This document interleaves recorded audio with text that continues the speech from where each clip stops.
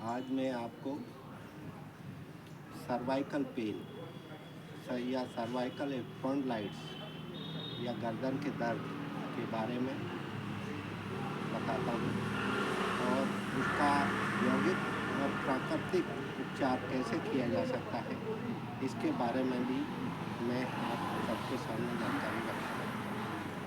सर्वप्रथम हमारा ये सर्वाइकल क्या होता है, इसके बारे में मैं आपके सामने रखता हूँ। जो हमारी रीढ़ है, स्पाइन कॉर्ड है, इसमें हमारी 33 गोटियाँ होती हैं। सर से जो हमारा भाग लगा रहता है, जिसे हम गर्दन बोलते हैं, इसमें हमारी 7 गोटियाँ होती हैं, जिसे हम 7 वर्टिब्रेट, जिसे हम सर्वाइकल पार्ट कहते हैं। गोटियों के मध्य हमारा किसी भी कारण से असामान्य स्थिति होने या गैप कम होने या स्नायुओं के दबने या उम्र के कारण हड्डियां बढ़ने के कारण हमारी जो गर्दन है उसको दाएं बाएं या आगे पीछे या गोलाई में घुमाने में हमें तकलीफ़ होती है। इसको हम सर्वाइकल पेन या सर्वाइकल स्पॉन्डिलाइटिस कहते हैं। इसका उपचार हम यौगिक रूप से कैसे कर सकते हैं, सर्वप्रथम मैं आपके सामने रखता हूँ कि इसका उपचार करने के लिए हमें कुछ सूक्ष्म क्रियाएं करनी है। सूक्ष्म क्रियाओं में सबसे पहले श्वास भरते हुए हमें गर्दन को अधिकतम पीछे ले जाना है और कुछ क्षण रुकना है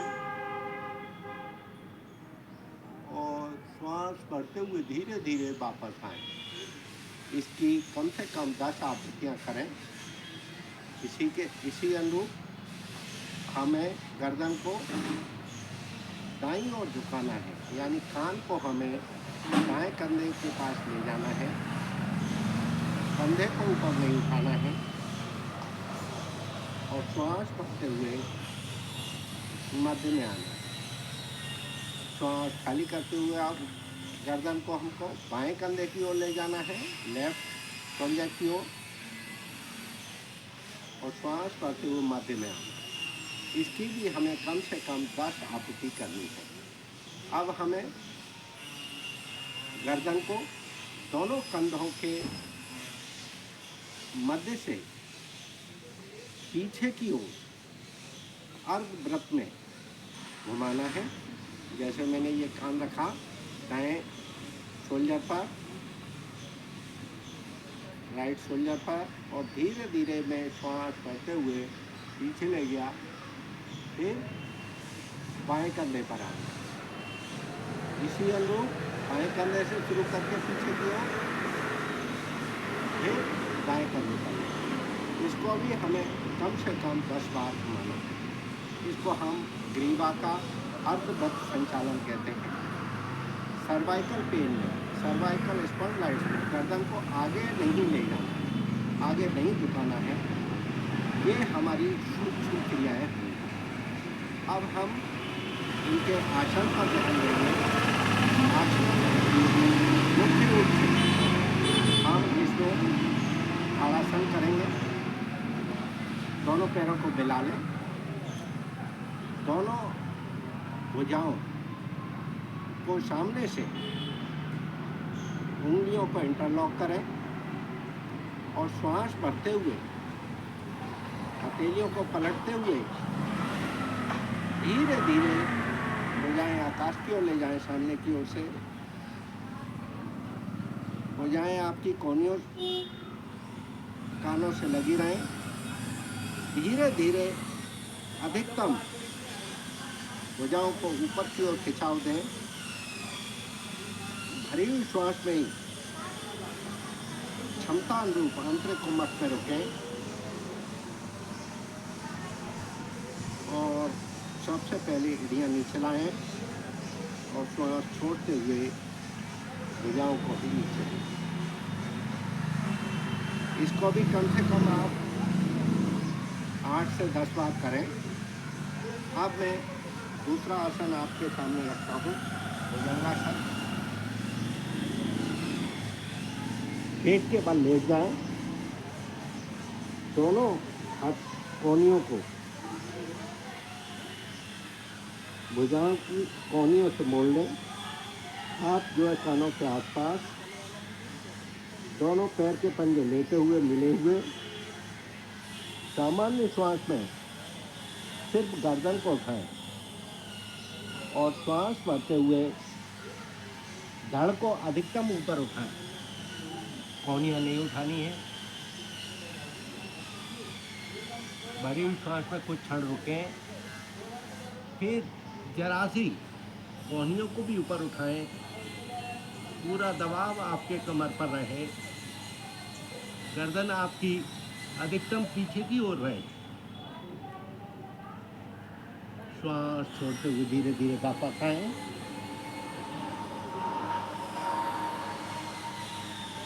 शिथिलासन बाईं ओर।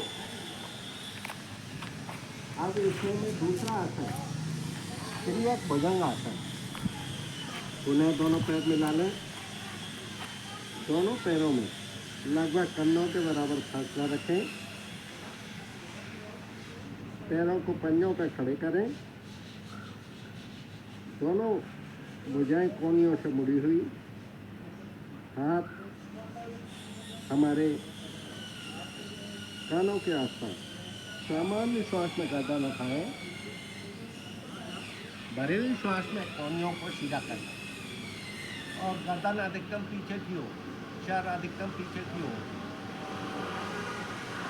और श्वास खाली करते हुए धीरे धीरे थोड़ी को दाएं कंधे पर ले जाएं पहले और बाईं एड़ी देखने का प्रयास करें।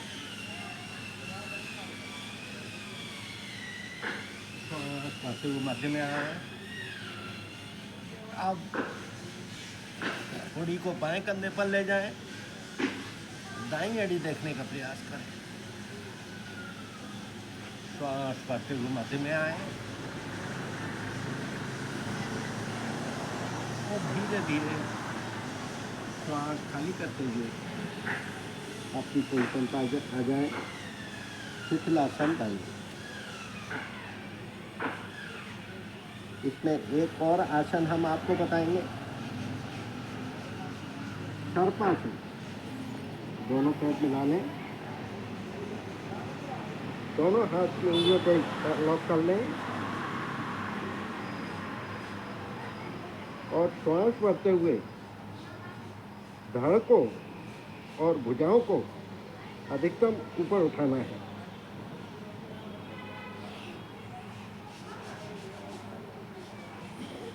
पैर नहीं उठाना है।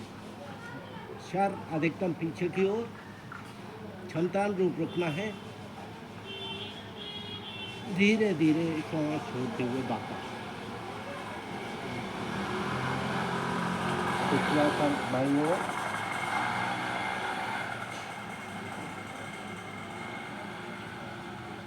ये जो आसन मैंने आपके सामने बताए हैं, इनकी आवृत्तियाँ आप अपनी शारीरिक क्षमता अनुसार 5 से 10 बार प्रत्येक आसन को आप कर सकते हैं। इसके अगली कड़ी में अब हम आपको प्राणायाम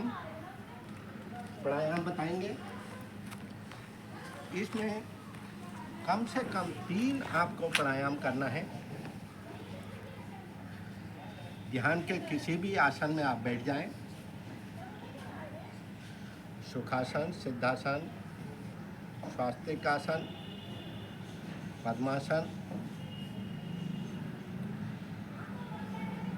सबसे पहला हम आपको अनुलोम विलोम।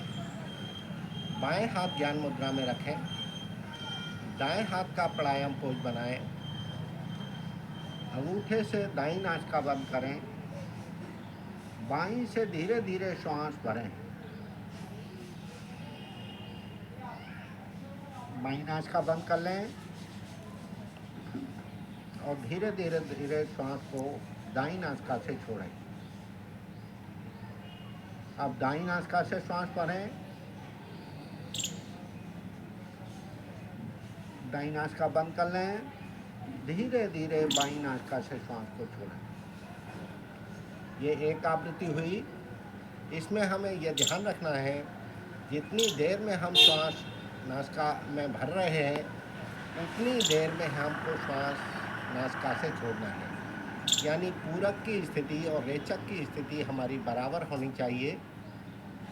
इससे हमारा ईड़ा और पिंगला नाड़ी प्रभाव में आती है, सुषुम्ना के द्वार खुलते हैं। दूसरा प्राणायाम हम आपको बताएंगे, नाड़ी शोधन प्राणायाम। नाड़ी शोधन में ये जो हमने अभी अनुलोम विलोम आपको किया है, बिना कुंभक के किया है। नाड़ी शोधन प्राणायाम में हम ये कुंभक के साथ करेंगे। बाएं हाथ ध्यान मुद्रा में, दाएं हाथ हमारा प्राणायाम पोज, दाईं नासिका बंद करें, धीरे धीरे बाईं नासिका से श्वास भरें। दोनों नासिका बंद कर लें, छठा ट्यूब आंतरिक कुंभक में रखें। धीरे धीरे दाईं नासिका से श्वास को बाहर करें। उन्हें दोनों नासिकाएं बंद कर लें, बाह्य कुंभक में छठा ट्यूब रुके। अब दाईं नासिका से श्वास भरें,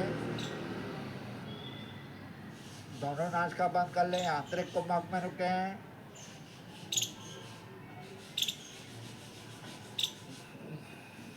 अब बाईं नासिका से श्वास बाहर। ये इसकी हमारी नाड़ी शोधन प्राणायाम की एक आवृत्ति हुई। तो हम अनुलोम विलोम की कम से कम 10 आवृत्तियाँ, नाड़ी शोधन प्राणायाम की कम से कम 10 आवृत्तियाँ करेंगे। अब तीसरा प्राणायाम मैं आपको बताऊंगा, जो हमारा सर्वाइकल पेन और मस्तिष्क के लिए आवश्यक है, भ्रामरी प्राणायाम। इसमें हम सबसे पहले षणमुखी मुद्रा बनाएं, दोनों हाथ के अंगूठे कानों में, इंडेक्स फिंगर हमारी आँखों के ऊपर, सेंट्रल फिंगर नासापुट पर, अनामिका फिंगर हमारी ऊपर के होठ पर और सबसे छोटी उंगली नीचे के होठ पर।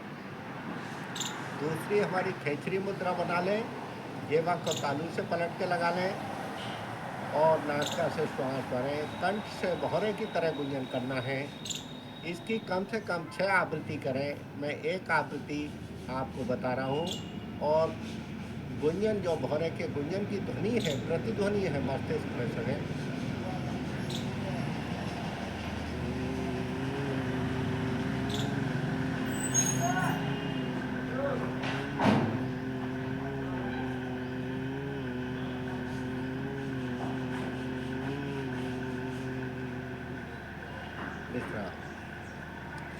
ध्यान रहे, प्राणायाम की तीनों स्थितियों में अगर आपका मूल बंद लगा रहे तो बहुत अति उत्तम है। अब मैं इसकी जो ये आप दिन में 2 बार कर सकते हैं, सुबह कर लें और शाम को करें। साथ ही अब मैं थोड़ा खान पान के बारे में आपको बताना चाहता हूँ। जो ठंडी तासीर की चीज़ें हैं, फ्रिज की चीज़ें हैं, खट्टी चीज़ें हैं, उन मैदा की चीज़ें हैं, उनका सेवन न करें। साथ ही जो हमारा लहसुन है, अदरक है, सौंठ है, इनका प्रयोग आप अच्छा कर सकते हैं। तीसरी चीज़, हम गर्दन को सीधे करके बैठें, आगे ना झुकाएं। गर्दन में तिल के तेल की मालिश आप कर सकते हैं धीरे धीरे। साथ ही आप गर्दन की 3 से 4 मिनट तक सिकाई भी कर सकते हैं। इससे आपको काफ़ी फ़ायदा होता है। जो यदि हमारा सर्वाइकल का पेन किसी को बहुत ज़्यादा हो रहा है, तो उस स्थिति में आप शवासन में 2 से 3 दिन अपनी शरीर की क्षमता अनुसार लेट के विश्राम करें शवासन में। और दूसरी मुद्रा मैं आपको बताऊंगा अभी मकरासन में, ये कर सकते हैं। और उसके उपरांत जब थोड़ा सा रिलीफ हो तो आप किसी भी प्रशिक्षित योग शिक्षक की मदद से ये आप जो मैंने आसन, प्राणायाम, सूक्ष्म क्रियाएं और खाने पीने का जो आपको विधि बताई है उसका आप पालन करेंगे तो निश्चित रूप से सर्वाइकल पेन में आराम मिलता है। जो मैं तीव्र दर्द है उस स्थिति में शवासन में कैसे लेटना है मैं आपके सभी ध्यान में लाता हूँ। दोनों पैरों में कंधों के बराबर फासला रख लें। दोनों पैरों की छोटी उंगली है तो कोशिश करें ज़मीन से लग जाए। दोनों हाथ कमर के आसपास, हथेलियों का रुख जो है आसमान की ओर रहे और कमर से लगभग 6 इंच की दूरी पर रहे। आंखें बंद कर लें। शरीर के सभी शारीरिक कर्मों का मानसिक अवलोकन करते रहें। कम से कम 2 से 3 मिनट या क्षमता अनुसार जितनी देर आप लेट सकते हैं उतनी देर करें। साथ ही आप कोशिश करें जब आप सो रहे हैं रात में या दिन में तो जो तकिया आप उपयोग करते हैं उसकी ऊंचाई, या तो तकिया न लगाएं लेकिन लगाना आवश्यक है तो कम से कम यानी अधिक से अधिक उसकी ऊंचाई 3 से 4 इंच होना चाहिए। इसी के उपरांत इसकी एक दूसरी विधि भी है। यदि ज़्यादा तीव्र दर्द है तो हम पेट के बल लेटेंगे और दोनों हाथ की हथेलियों को घोड़ी पर रखेंगे, दोनों पैर मिले हुए रखेंगे और इस रूप में जितनी देर आप लेट सकते हैं उतनी देर आप लेटें तो सर्वाइकल पेन में आराम होता है। इसके